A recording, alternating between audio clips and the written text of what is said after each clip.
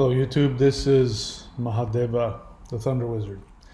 Okay, so today I want to go deeper into some of the mysteries of being trapped in the mirror, and especially taking a look at our own projections.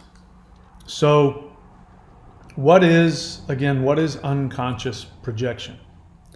Unconscious projection is when you accuse somebody else of feeling or doing something that you are feeling or doing, but for whatever reason you are unwilling or unable to see this within yourself, and so as a result you see it projected around you and you experience it. The very thing you're trying to avoid is what you end up experiencing.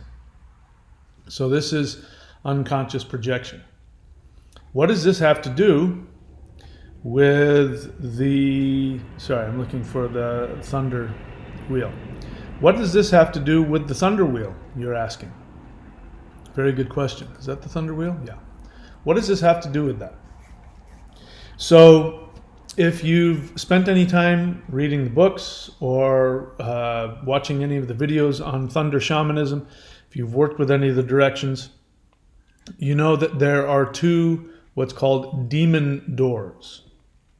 And that is the northeast and the southwest. Now, one of the things that I found interesting about these doors is that people who get lost in either one of them tend to project what they are actually doing. And so they're lost in what I call the mirror. In fact, my teachers used to always say you have to face the mirror.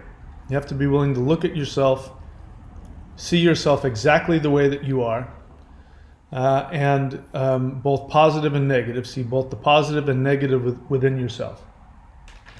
And if you're not able to face the door, that is when you're going to be attacked. So when it comes to things like demon possession or attacks by ghosts, which is also the same with people, if you get involved with unconscious people, destructive people, then what ends up happening is that you end up being attacked, manipulated, because of those things that you are unwilling or unable to see in yourself, because you're unable to look in the mirror. So as you know, I've had a very dramatic change of belief in a lot of different ways. And the awareness of this, these new beliefs have been quite traumatic on me. Basically the whole universe has completely just flipped itself on its head.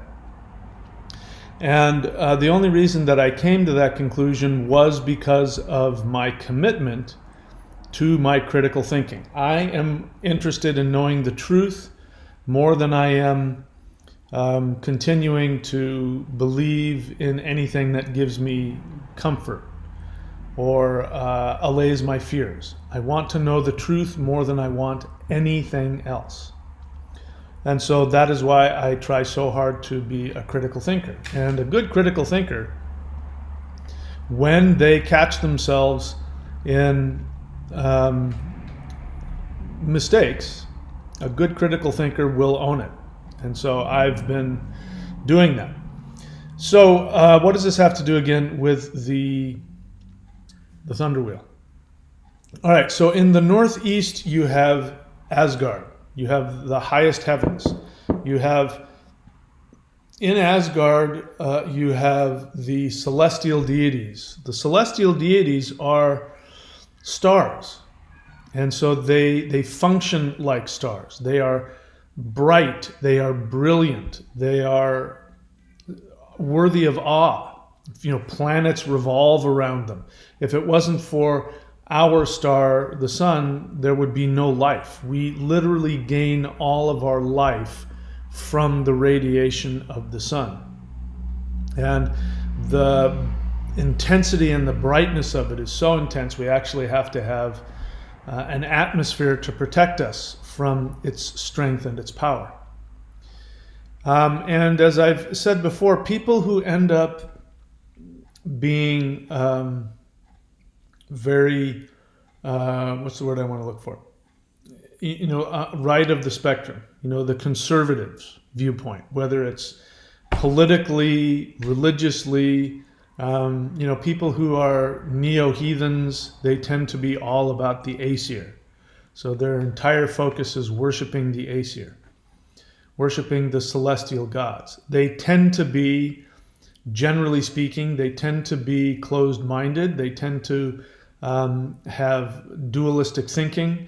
They tend to be very judgmental, but they also have a strong association with justice and righteousness and all of those things, which is why you find a lot of them in the armed forces or in the police, law enforcement, etc., etc. These people tend to be focused on the right, and they're very interested in the northeast direction.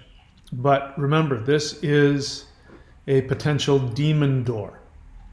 So directly opposite the northeast, which is, by the way, traditionally where you want to place an altar. In the Vedic tradition, if you don't know where to place an altar, you place it in the northeast. Because of you are worshiping the celestial deities, the apex of energy, the truth, righteousness, etc., etc. As we've said before, that the Aesir, they live in a protected dome. They live in a fortress. There's only 2 fortresses in the 9 worlds. One is in the northeast, and the other is here in Midgard. And that is to protect you. So why the celestial deities need protection is because they are associated with truth and purity, and because they are very two-dimensional in their thinking, they are focused on righteousness and what is good and what is bad. They do not like time. They don't like decay. So this is why they are at war with the Vanir. The Vanir are the gods of earth, fertility, of time, and change. That's why the Vanir are the elder gods. Not because they're older, but because they live in space-time. So they have an experience of time passing. The Aesir do not. The Aesir live in timeless perfection. They have the mindset of children, which is why, again, they're like superheroes. I mean, the stories about the gods are superheroes, and that's why they're seen as just being this righteous, powerful thing, because they do have the mind of children. That's not a negative. That's just the reality of it. So directly opposite that, you have the underworld. So you have the highest point, and directly opposite that, you have the lowest point in the thunder wheel. So where is the thunder wheel that shows that? I may not have that on here. Wait, is it this one? Thunder wheel. Yeah, so in this one here, you can see in the northeast there, you can see that the energy is the highest possible, and there in the southwest, the energy is the lowest possible. So those are directly opposite each other. So they are mirrors of each other. Sorry, I'm trying to get rid of that. They are mirrors of each other. Oops, that's not the one I want. Is it that one? Yeah. So how do we get lost in the mirror here? So the other thing that I've discovered is that in Asgard, there is a back door. That back door goes all the way to the opposite side in the southwest, to the underworld. So what is the underworld? The opposite, literally the opposite of highest point, which is this is where you have all of the unconscious. So if the Northeast is the superconscious, it's the goal that we're seeking to achieve that we never really get to. It's that perfection that we strive for that we never really are able to accomplish. And in the Southwest, we have the opposite. We have what is truly in your unconscious, the things that you are trying to escape from, which ideally you want to work through. You want to stay conscious of them and work through them. And so this is where the soul goes in between lives. It goes into the underworld. So the underworld is associated with demons, with ghosts, and is associated with unconsciousness, with corruption, with selfishness, with all of the lower things, being, focused on yourself and your selfishness, fear, greed. These are the qualities associated with that. So obviously that is a ghost door. We don't want that door to open up into our middle yard. We don't want to, this is why, in comic books, you have the superhero and then you have the supervillain. And the supervillain is, the ultimate narcissist that has no empathy for anybody. They're just complete sociopaths, and they take pleasure in only destroying and corruption and all of that. And then of course you have Superman and Batman, who are incorruptible, and they have the highest of morals. And so this represents the balance between the Northeast and the Southwest. But the danger of each is that when we don't have a conscious balance, we sit in the middle. If we don't have a conscious balance of these two, then what will happen is that these directions will become demon doors. Demons will literally come through the doors into our reality. And you would say to yourself, well, why in the heck is that possible if the Northeast is purity and righteousness? Because when your ego gets involved, which has to do with the qualities of the Southwest, ego, fear, needing of approval, all of that. Whenever you operate from that selfish side of you, what ends up happening is that you sit in the Southwest, but you consciously are mirroring the Northeast. And so what happens is that you become blinded to your own fear, to your own self-delusion, to your own attachments, but you wear the cloak of self-righteousness. And so you end up projecting. You end up projecting what you don't have. And so in the Northeast, the reason why we put the altar there is that the altar is, it's a gate. And by worshiping the deities, you end up preserving a gate where your own self-righteous, your dogma, your closed-mindedness, the judgments that you have on other people, the lack of empathy. Bear in mind, whenever you hear about somebody talking about somebody else, they'll always talk about them in the most superlative term, like,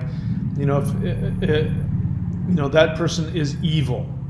And we need to stamp out the evil of whatever it is, the evil of communism or the evil of fascism, or, and you don't take into account the emotional attachments people have that drive them to their conclusions or drive them towards their actions, which is why people end up fighting with each other. And we end up having wars, and we end up having, whether they're political or whether they're social or, whether they're, between countries. In order to go to war with somebody, you have to lose any empathy you have for them. You have to become sociopathic. And so, for instance, just recently, as you can tell, I'm enjoying doing research into comic book heroes. And I was researching the early Batman movies. If you didn't know that, the first Batman movie was in 1943, I think it was. 1943 was the first Batman movie. It was serials. If you went to the movies, every week they'd have a different Batman half-hour movie on. And anyways, the whole thing was surrounded on destroying the evil Japanese. And in the very first one, they actually are bragging that they've cleaned out all of the Japanese people out of Little Tokyo and put them in camps. And there's a movie, and they're celebrating in that, in totally, random thing. They're celebrating taking innocent people and judging them simply because of their ethnicity. And they're celebrating the fact that their businesses and their homes have been taken from them and they put them in camps. And so that, and they called them the shifty-eyed devils or something like that. So this is somebody who is projecting that they are in the Northeast. This is somebody who is projecting that they have righteousness and truth on their side, when in reality they are operating from the Southwest. They are operating from fear, from insecurity, from judgment, from a lack of compassion, a sociopathic judgment on the other side. And then you have people who are operating from their actual fear. They're operating from feelings of superiority, of condescension. They believe themselves to be righteous. They believe themselves to be progressive-minded. They have a strong attachment into being seen as being non-judgmental, as loving and accepting. But in reality, what they end up doing is they end up operating from the problems associated with the Northeast. They end up having closed-mindedness. They end up being condescending, full of themselves, very self-righteous, just denying their own mortality, their own weaknesses within themselves. So it's really important. One of the things about people who project is that, for instance, let me give you an example of one of the most common projections. If you're with somebody and they constantly have to steal your phone and break into your phone and see who you're texting and are you cheating on them, that is very common for somebody who is actually cheating on you. And because they're unwilling to look at their own behavior, and because they're unwilling to look at and judge their own destructive behavior to the relationship, out of that, their denial to acknowledge it or look at it, or the self-justification that they do, they end up then projecting onto you. You must be cheating on them. And so it's when you end up with these two demons, the demon of self-righteous condescension and the demon of fear and insecurity, they end up facing each other and they end up projecting the qualities of the other. And so we end up getting lost in the mirror. And so it's incredibly important that we stay in the middle, that we be able to operate with critical thinking. Critical thinking, again, where's my critical thinking thing here? So number one, everyone, including me, has an unconscious emotional agenda. That means that no matter how conscious you are, no matter how well you keep yourself, from falling into your own traps, you still have an emotional attachment to your beliefs.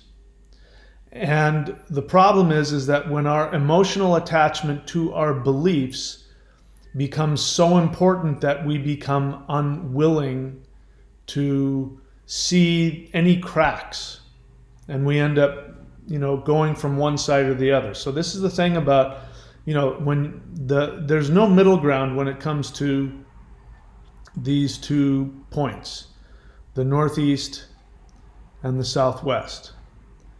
There is no middle ground. You see that? Unlike the east and the west, where there is a middle ground because it's pretty much flat. The west and the east are facing each other on the same plane. This is ego versus relationship. The east is your ego, the west is relationship. But the northeast and the southwest, you're either standing on top of the mountain or you are falling. Gravity pulls you all the way down to the bottom. And so there's no middle ground there. And so that's why it's important to move to that middle plane between east and west, where we stand in between ego versus relationship. This is true balance. So when we are associated with one of these 2 doors, the northeast or the southwest, we cannot be balanced. It's impossible.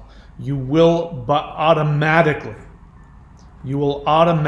go into a place of a lack of self-awareness, and you will project.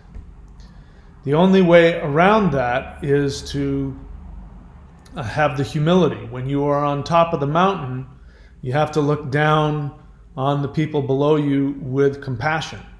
It doesn't serve you to be self-righteous. Then you become a demon, projecting the southwest. When you're in the southwest, and what you're wanting to do is you're wanting to achieve healing, you're wanting to achieve acceptance, because the southwest, the difference between Hela and Tyr, for example, because Tyr is really, in the Norse tradition, Tyr is really the god of the northeast. Tyr is, his rune is, as you know, is a T, and it represents the highest energy. And so when Tyr is balanced, he is seeking to bring the highest of awareness. But again, the downside is that when you think you have the highest awareness, you become judgmental, you become egotistical, and you see things in a black and white perspective. When you're in the southwest and you are seeking to humble yourself, you're seeking to become more accepting, you're seeking to look at your faults and your, all of those things without any prejudice, then you can get lost in the inability to actually make the determination of when something is unjust. You lack that ability. And so what you end up doing is you end up projecting an air of self-righteousness and an air of condescension.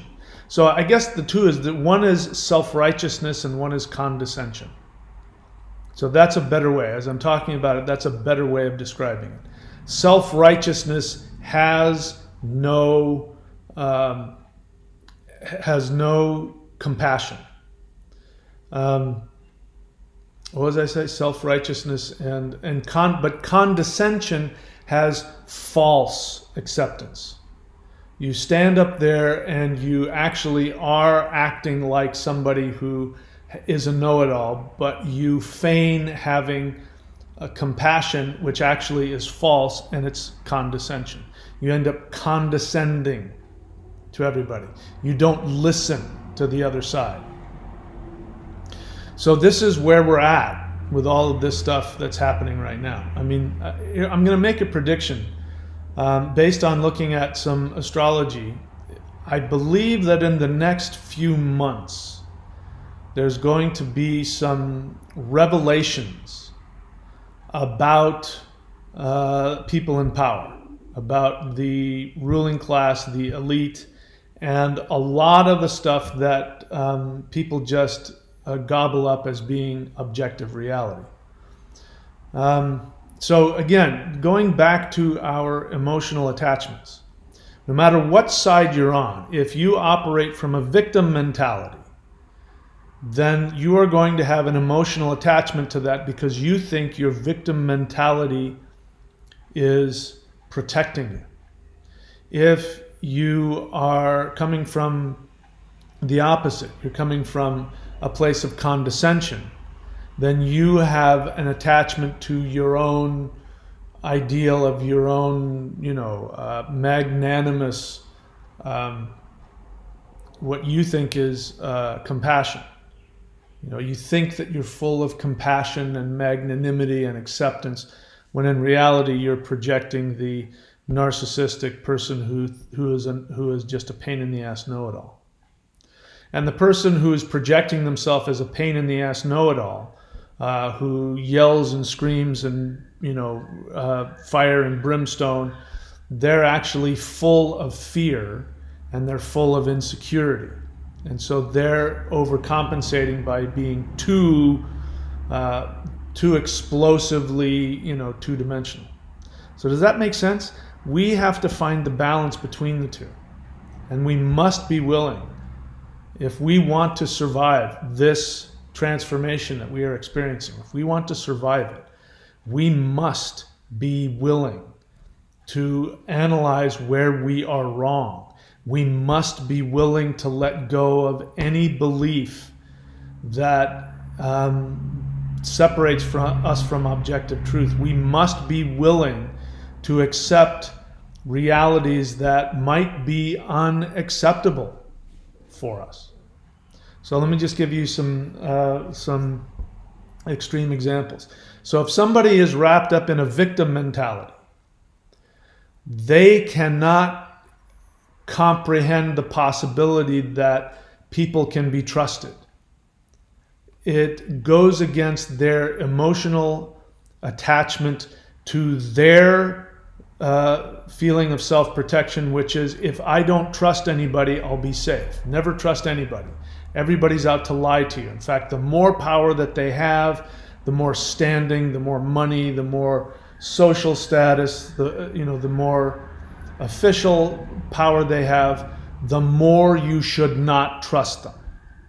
And if you are attached to that, if you are emotionally attached to the idea that anybody in power, whether they have more education than you, this is why flat earthers, they don't believe any scientists, because flat earthers themselves aren't scientists. They might be pseudo armchair scientists, and they cherry pick pseudoscience to back up what they want to believe, which really has nothing to do with the earth being flat. It's about the narrative that those in power are lying to you about objective reality. And so that is an emotional attachment.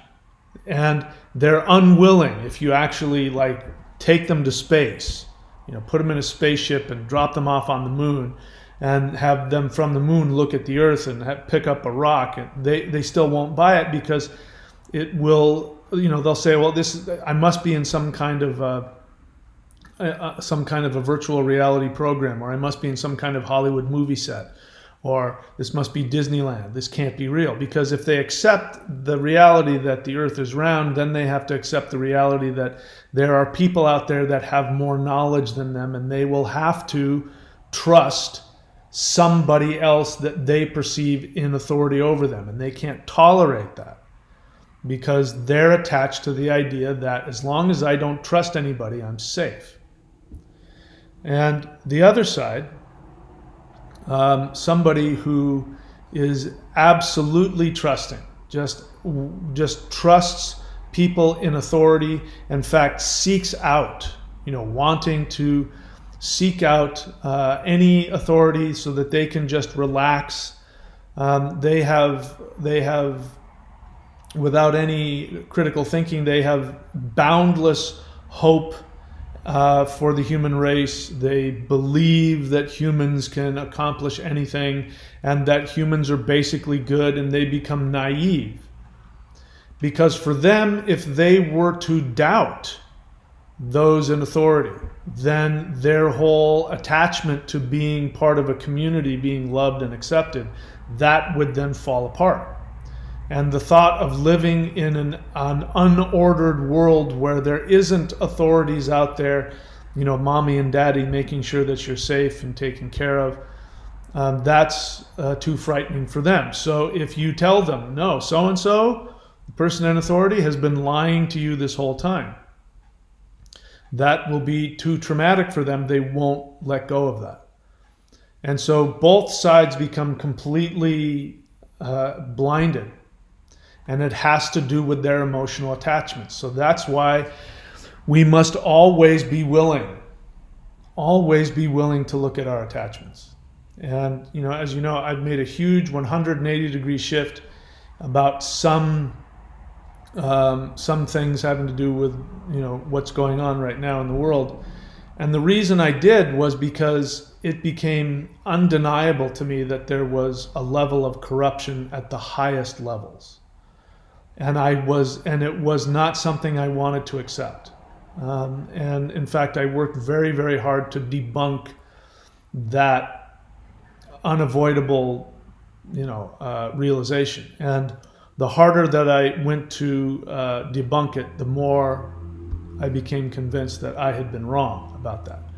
And so when I admit to you, by the way, I don't have any ego. The one thing that I don't have is if I know I've made a mistake, I have no ego about that. No, I don't, like I said, I was wrong for the right reasons. But now I'm right for the right reasons. So I feel okay about it. But I don't have any regret over being mistaken. What would have been the tragedy is if I became aware that I was mistaken, and out of an emotional need to either, not look bad, or an emotional need to hold on to the old idea. It's a very good example, in the movie The Matrix, where, after whoever that guy was, he had taken the red pill and he was out, he wanted to go back and he wanted to forget, and he wanted to be a movie star and be famous and have lots of money. And he wanted to forget everything that he knew because he was living in that world. The reality is where, those in power were mindless machines that were trying to destroy him. And that was intolerable for him. So he wanted to forget. He wanted to go back to his ignorance. And of course you never can. That's never possible. That never happens. You can never go back. You can try, you can deny, you can double down, but you can never go back. So, if you're innocently, naively in the Matrix, for example, that's one thing. But once you become aware that you've been lied to that whole time and you've bought into that, that's going to completely destroy your reality. So, just some things to think about. I'm not going to go into any specifics about that, but this is just something to meditate on. The most powerful tool that we have, that I have, is this stuff. This is the most powerful tool that I have. So what I'm going to do, and this stuff down here. So what I'm going to do, in fact, what I did, there was a good week where I was a wreck because my entire universe just came crashing down. And the thought of not, feeling safe, not feeling safe in the world, not feeling that my freedoms were safe. And, it was very, that part didn't bother me. What bothered me was coming to the realization that human beings, can be horrible, that there are a lot of people in the world that if you give them power, they will sociopathically destroy and kill others for their own selfish ends. And when I became aware that that was happening on a colossal level, my belief in the human race just crumbled in front of me. And that was what was so traumatic for me. It wasn't traumatic for me that there's corruption. That's not something that is, difficult for me to accept. It didn't bother me that I turned out to be mistaken. What bothered me was the level of malevolent, psychopathic, narcissistic, not just corruption, but absolute conscious, destruction of other people's lives with seemingly not only no empathy, but with sort of like, that stuff happened in the past. That was, the Nazis did that, and Lenin did that, and that happened. Nero did that, but not now. We're progressing. I believe in the human soul and the human spirit, and to see that I was wrong about that was that's what was devastating to me. Losing my my hope and belief in the human race at the moment was very devastating for me.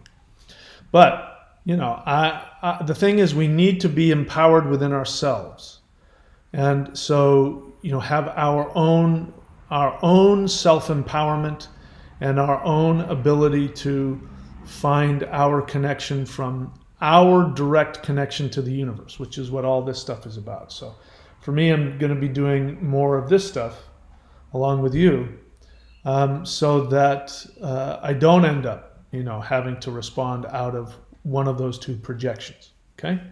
So I know I'm talking in circles here and being kind of cryptic, but I'm happy to answer any questions if there are any. Olivia Rackley, question. If Odin is an aspect of Shiva representing the intellect, can I worship both of them on one altar? Yes. Olivia Rackley, if you have a question, please write question. Do I have to give up beef to worship the Indian gods? So Olivia, welcome to my channel. The more time that you spend watching my videos, the more these questions will be answered. So my question to you is, have you ever once heard me talk about diet in terms of spirituality? If you can find one video where I've said, eat this or don't eat that and you'll be more righteous, then I will apologize. So I hope that answers your question. Olivia Rackley, question. Can people reincarnate on other planets? Again, have you ever seen me talk about any of that stuff? I invite you to subscribe to this, read my books, watch my videos.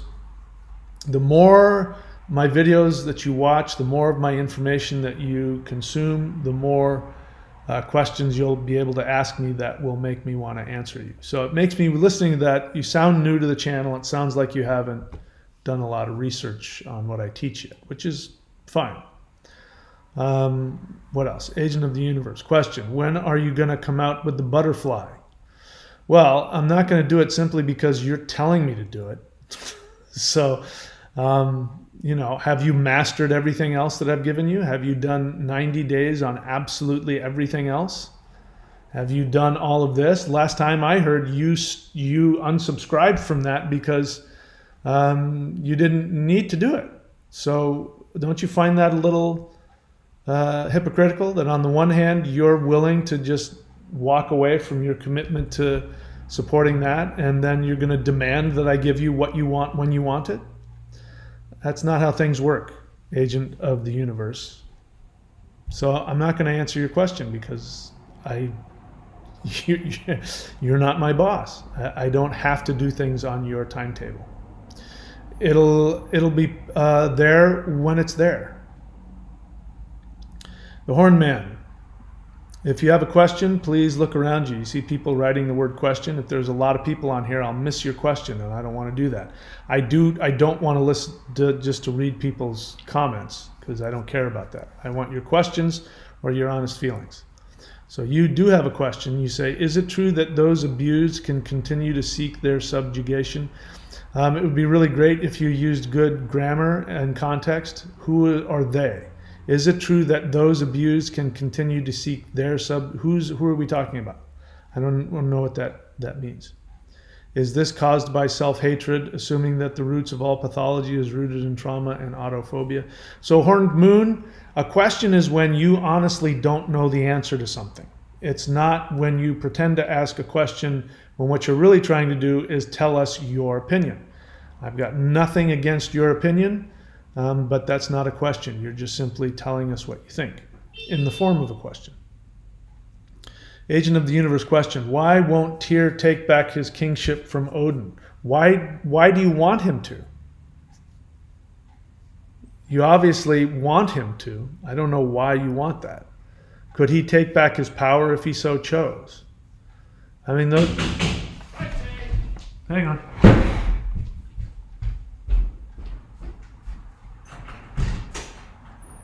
Hey. Good, thanks, Michael. Benny. That's me. Thanks, Michael. All right. Good. See you.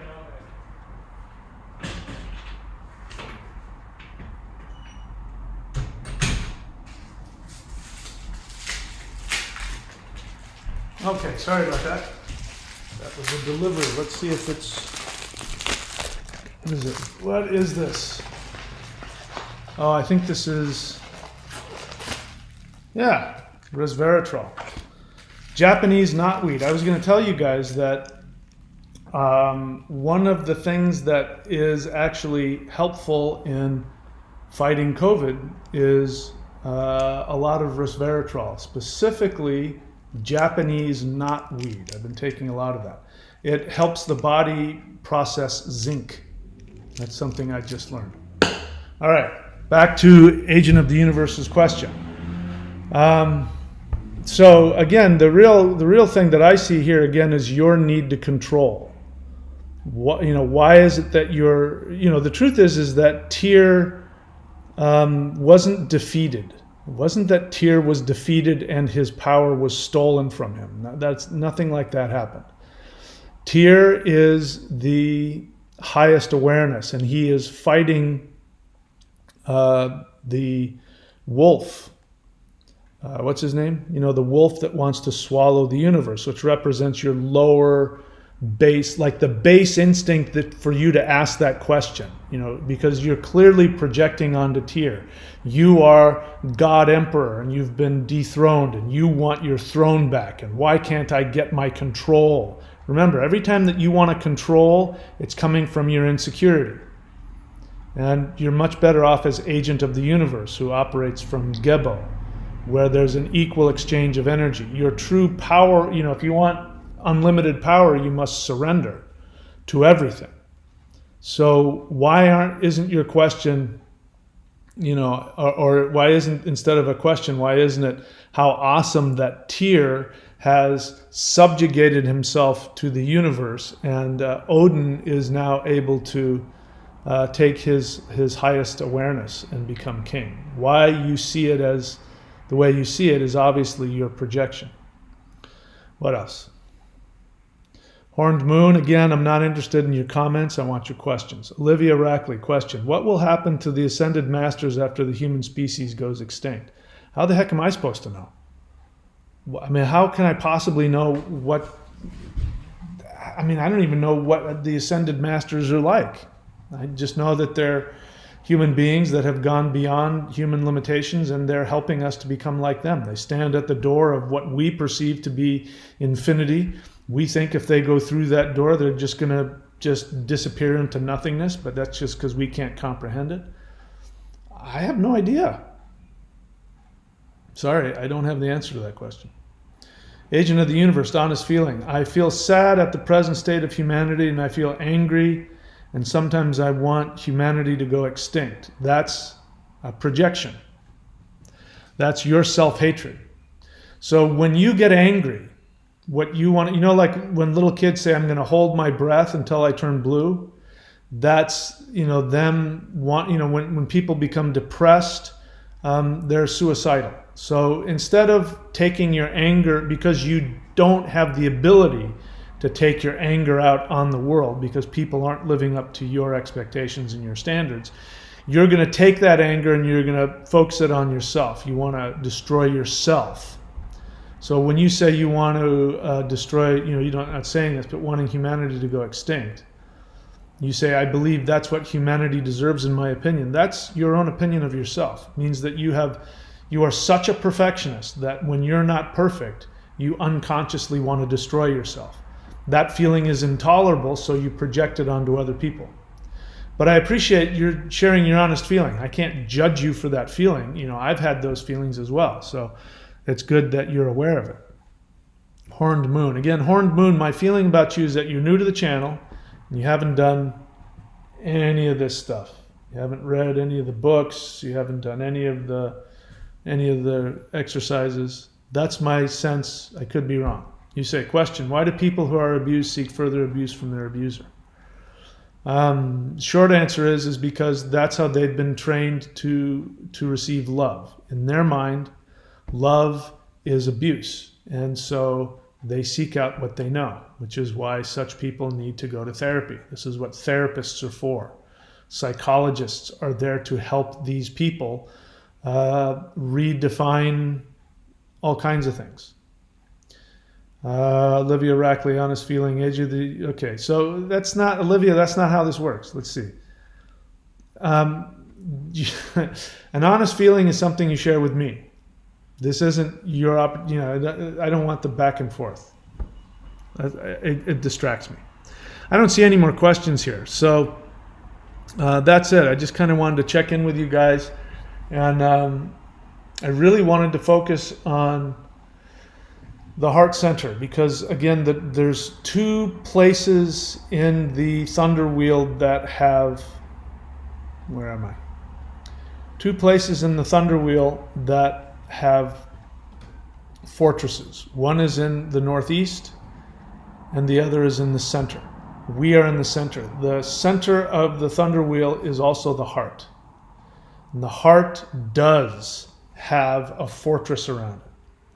And it is inside of that fortress, the power of the soul, where we find true balance, true union with everything, true surrender, as well as true lordship overall.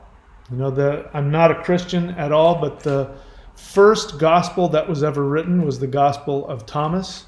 And the first line of that is actually quite brilliant. It says, Jesus said, keep on seeking until you find. Remember, he doesn't say seek and you shall find. It says keep on seeking, meaning continuously keep seeking. Don't ever get passive and comfortable in what you think you know. Continue, keep seeking. Keep seeking until you find. When you find, you will be disturbed. When you are disturbed, you will marvel and reign over all. That state of being disturbed is that feeling of, I am not in control. Things are not what I thought they were. I am not feeling comforted by my view of reality. My emotional attachments right now are not lining up with my view of reality. I am disturbed. When you are in that state where you are not controlling your assumptions, when you are not controlling other people, when you're not feeling safe in your perceived understanding of the universe, it is at that moment that you marvel and reign over all. You have to be in that place of being, of having your reality just completely obliterated. That's where you're in critical thinking, where you realize, where's critical thinking? Where you realize that your emotional agendas are hampering, number two, your ability to process information. And then you ask the question, when is something 100% true or false? When is something partially true and partially false? When is something sometimes true and sometimes false? How do I feel about the information being given to me? Do I want this information to be true? Do I want this information to be false? And you have to ask yourself all of those questions. And you must be willing to be on the wrong side of that. So When you hold on to something that you want to believe is true, and you ask the question, when is something 100% true or false? And you come to the realization that it's neither 100% true or false. You start to lose your feeling of control over yourself, your life, your safety. Your reality starts to come apart. The next question, number 4, when is something partially true or partially false? In other words, the person that you're with, you're dating somebody that cheated on you or betrayed you. And you ask the question first, is this person evil or good? They're neither 100% one or the other. And then you ask the next question. If they cheated on you, you ask the next question, when is something partially true or partially false? You say, did this person ever love me? When did they show love, and what part of their actions did not show love? And then the next question, when is something sometimes true and sometimes false? When were they fully committed to me and when weren't they? And how do I feel about that very confusing state of being? Because before that, your comfort came in believing that your partner was fully committed to you and was the perfect partner, and now they're not. But you can't just simply say that they're evil, because you know that they're not, and you have these conflicting feelings. Do you love them? Do you hate them? Can you trust them? Can you forgive them? You're in this state. You're disturbed. And when you're in that state of being disturbed, then you can take a look at yourself. When were you lying to yourself? When were you selfish? The person who's projecting onto their partner when they've been cheating on their partner the whole time, and then they find, oh my God, their partner has a text to an ex-boyfriend. And then you realize, well, but I was cheating on them first. Maybe they did that because of what I did. You have to be willing to let go of your attachments and your protections about everything that you feel about yourself. How do I feel about the information being given to me? Do I want to believe it? Do you have an attachment to believing whatever it is that you're being told? Do you have an attachment to the idea of needing to not believe whatever you're being told? Do I want this information to be true? You're a flat earther and somebody says that scientists are all lying to you. Do you want to believe that? Does it make you feel safe with the idea that they've all been lying to you? All the people in authority who know more than you do, they're all lying to you. Does that make you feel good? Do I want this information to be false? When you are told that, when you're told that the world is flat, do you need to believe that that's false? I don't. I could care less if the world is round or flat. I don't have any attachment to that. So I also don't want to have any attachment to anything else. Anything else that I'm being fed on whatever side. I want to stay in the middle, connected to my heart. That's what all of these practices are going to be helpful for everybody to do. To stay connected to the center, to the heart. All right, let's see. Any other thoughts or questions for me? Let's see. I want to get rid of that. Jameson-san, honest feeling. Your 180 makes me feel doubt and fear. Started analyzing, making long counter-argument questions, using critical thinking, following your sources, but then reconsidered as thought I wouldn't want to spend my time discussing this. It must not be that important to me. Feeling lost in role as student and not wanting to put energy. So what you're saying is that you're now on the other side of the spectrum. Well, so without addressing any particular beliefs, because I'm not, I have a platform here, so I give people my opinions. That's what I do. If people don't want my opinions, they can go somewhere else. But if you want my opinions, I put them out there. But I don't come knocking on people's doors. I don't call them on the phone. I don't email them. People are free to make their own decisions, and they should make their own decisions. I should only be one source of potential information. Let's see, what was I going to say to you?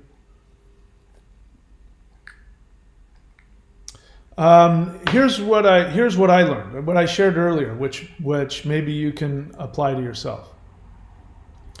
What I've found is that just recently, the realization that I've come to is that if we're talking about the two, and again, nobody's ever one or the other. Everybody's always even if they're 70-30 or 80-20, nobody's ever 100% anything. They're usually a mixture of things. They lean to one side or the other. I now, at the moment, the way that I feel is I actually feel like I'm right smack dab in the middle. Like I'm as close to being neutral as I've ever been. Because now I've been on both sides where I don't believe either side of the argument. I don't believe Fox News. I don't believe MSNBC. I believe MSNBC about the election, but nothing else. And I believe Fox News when it comes to things having to do with government corruption. But the rest of it, it's all politics and nonsense, and they're all shills for somebody. And now there's no any true source of information out there. We really are on our own. And the truth is being, on both sides, is being stuffed down. And we have to be the ones to do the digging. We're not going to get it from any external media source. That's my belief now. But what I've learned about the liberal side, liberals are hopeful, and that's their downfall. They want to believe that institutions like law and government and democracy, they want to believe that those things are universal truths, that human beings are constantly evolving and getting better, and that we can trust in democracy, we can trust in our elected officials. That liberals want to believe that. They, like Obama, yes, we can. That is a rallying cry for the liberals. Their agenda is, they want to believe in the human soul. They want to believe in the human character, like I said, like Star Trek, that will get rid of poverty and hunger and corruption, and eventually will, travel through the stars and nobody will own anything. That's what the liberal agenda is, and it's a beautiful one. It's a beautiful dream. But that's their downfall. They can be manipulated. They can be, as long as they think that they're in that stream of hopefulness, they can be fed lies, and they'll believe them. The other side, the conservative, is that they need to feel that they're independent. And so their power comes from feeling independent. And so they get strength by demonizing anything, government, anything. Anything that they see as a threat to their independence. And so they will unconsciously, their weak spot is that they will unconsciously destroy institutions that are originally there designed to help them. They'll, on the one hand, decry the liberal communist agenda, the socialist agenda, and yet they will be part of a union where they pay union dues for what they get out of being in a socialist construct, which is a union. They'll also benefit from paved roads and police and fire and those kinds of things. They won't even think twice about that. Or Social Security. God forbid you take some hard right-wing person and tell them that we're going to take away your Social Security check. They'll flip. They don't realize that that's a socialist program. So they're all for socialist programs as long as it works for them. But the idea that some body could take away their liberty, their feeling of freedom, that's where you can manipulate them. So both sides are being manipulated, and they're being manipulated against each other. As I said, both sides are getting the truth. Each side is getting half of the truth, and because their truth is being conflated. For instance, you can conflate QAnon with the Wuhan virus.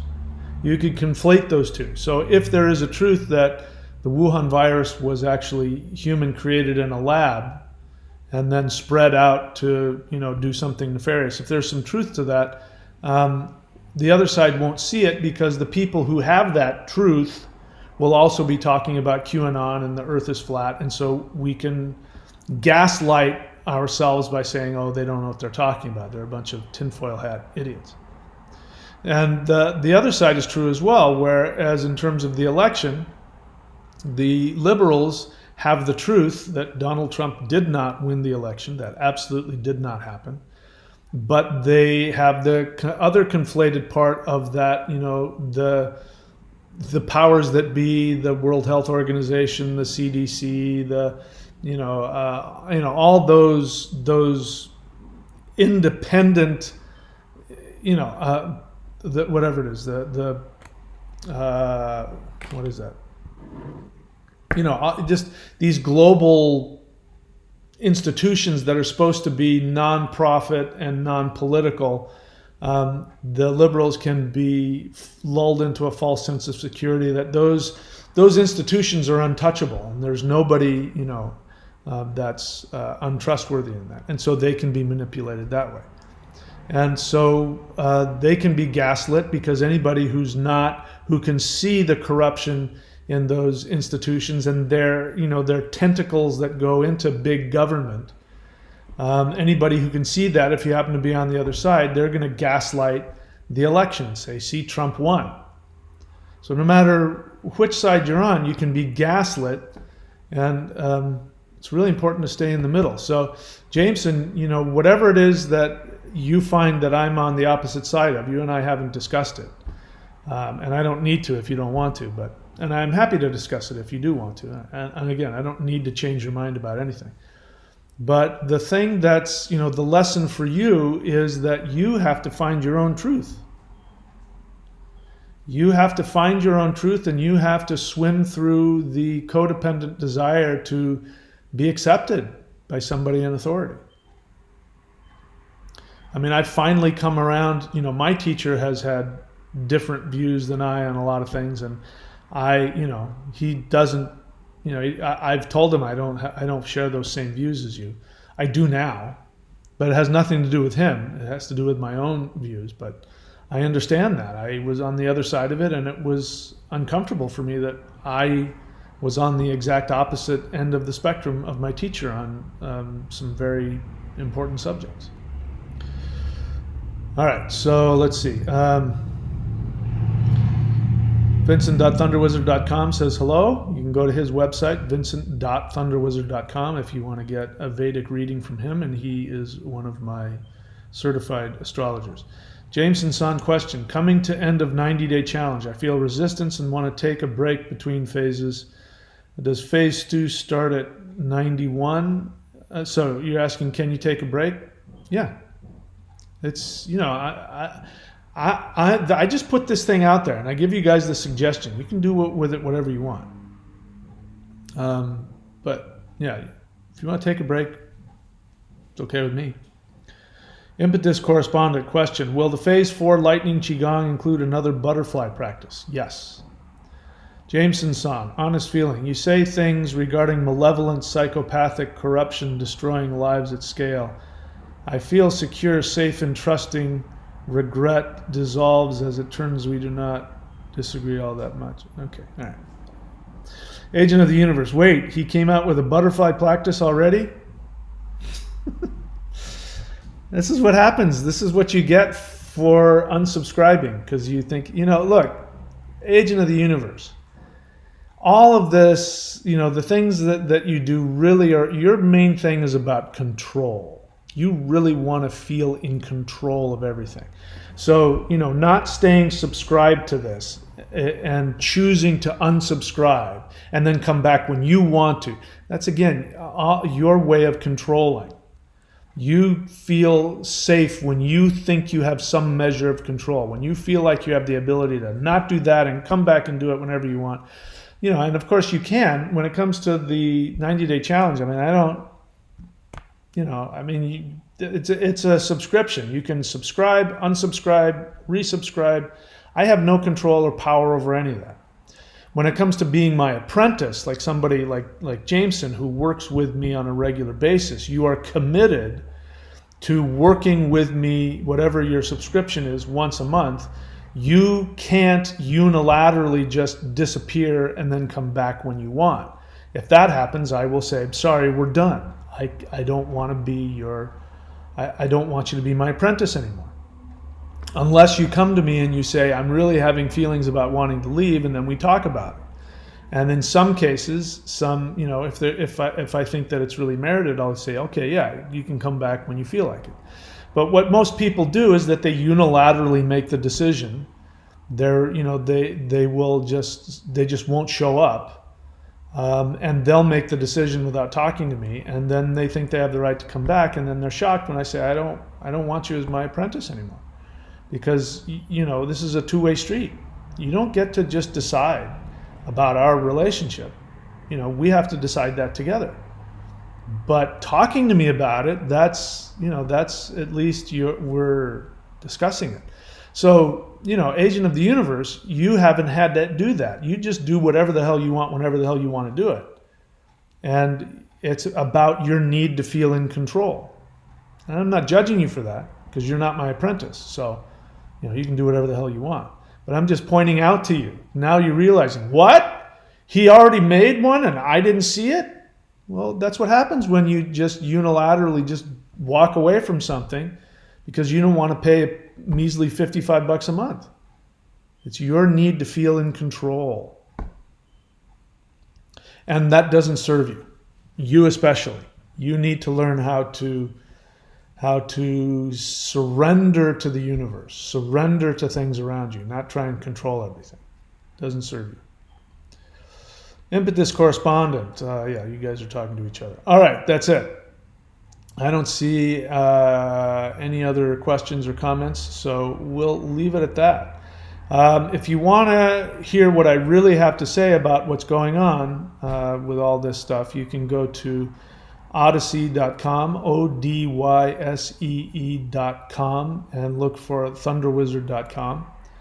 And you can find out why Kunga Dorje is, he's very upset with me for changing my mind. He can't tolerate it. It's driving him crazy. He's calling me all kinds of names and accusing me of all. By the way, his last, Kunga, if you're out there, your last comment was really unacceptable. You can disagree with me all you want, but when you start attacking my integrity, that's when you and I have to part ways. That's the one thing I won't put up with. You can disagree with me all you want, but if you start accusing me of knowingly violating my integrity for some other selfish reason, you guys should know better than that. I could care less. I don't care if you like me or hate me. My opinions and the things that I do, none of them are based on what you are going to think about me. Zero. But I'm honest. I'll tell you the truth. The one thing you know about me is I will always tell you the truth about what I think and what I feel. And if you're interested, I'll tell you why I think it. And if not, don't let the door hit your ass on the way out. All right. That's it.